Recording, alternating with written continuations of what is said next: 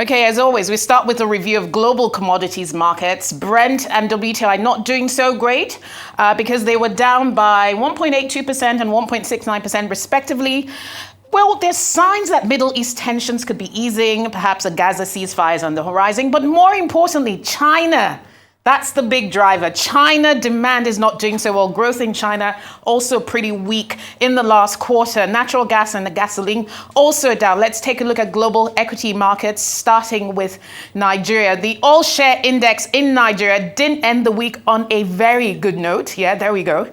98,201.49 points, down by 1.95%. And the major drag on the all-share index was Dangote Cement. Stock price saw a 9.9% decline, dragging the rest of the NGX index down. But deals over 9,000, volume of shares 1.1 billion, not too bad for the week, and value 21.5 billion, 55.6 trillion naira market capitalization. Let's take a look at Africa.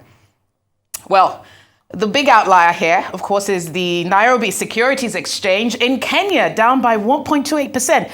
Big stocks to watch there. Home Africa, the property development company, as well as Nation Media Group, were the big losers on the Nairobi Stock Exchange. Let's take a look at what Europe is doing this week, starting, of course, with the FTSE All-Share Index in London. Well, Eurostock 600 was down, up actually 0.83%, and all the European indices down. Signs of recovery in the EU, perhaps. London FTSE All-Share Index was also up, as was IBEX 35 in Spain. Let's take a look at my global top picks now. And the first story on my global top picks, as we see here today, is China. There was a surprise rate cut by the People's Bank of China, cut rates by 20 basis points to 2.3%. China's growth is a real problem, never really recovered since COVID. There's a problem with the property markets. Demand, consumer retail demand has also slowed down.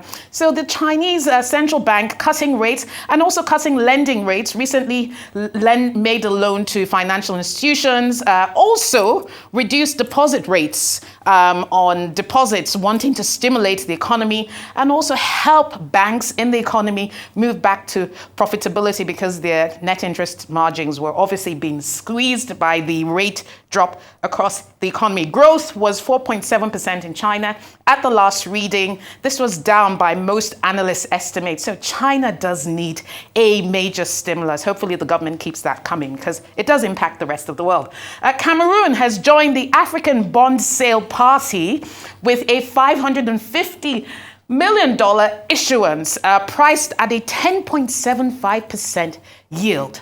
That's quite high for an African sovereign to issue in the market. So Cameroon joins Kenya, Ghana, Cote d'Ivoire, and Benin, who all cumulatively have raised about $6.2 billion worth of bonds this year. Of course, because the US elections are on the horizon. It's the summer months in August, so international bond markets are a bit slow, but Cameroon was able to do this through a private placement. And in fact, the Cameroon government under Biya has asked for a 7% increase in spending this year and has given a mandate to the finance minister to raise up to $1 billion. So there might be another $500 million issuance on the horizon. Bank of Ghana holding the rates steady at 29% despite inflation readings slowing down since the previous month. Of course, Ghana trying to restructure $30 billion worth of debt in that country. But the monetary authorities taking a cautious approach, still quite a cautious approach to monetary policy there because they're far behind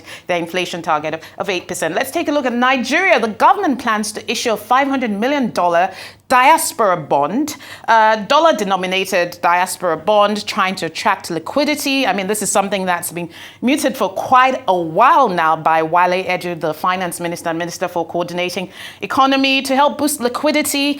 Concerns were raised a couple of months back by the IMF around the government's debt obligations and what the IMF describes as a fragmentation of the market. But in principle, trying to attract liquidity, not a bad thing. The devil will be in the detail, more to be announced. It's meant to launch in August, so we'll be tracking that story very closely. And finally, Apple is no longer amongst the top 5 smartphone companies in China. Huawei, Xiaomi are some of the companies that are really leading there. Tim Cook still believes China is a really competitive market for the iPhone. However, we saw a decline in iPhone sales in China by 14%, and especially for phones that are over the $600 per phone mark. So interesting watch there with what's happening with local players competing very aggressively with Apple in the smartphone market. That's it for my top picks for the week.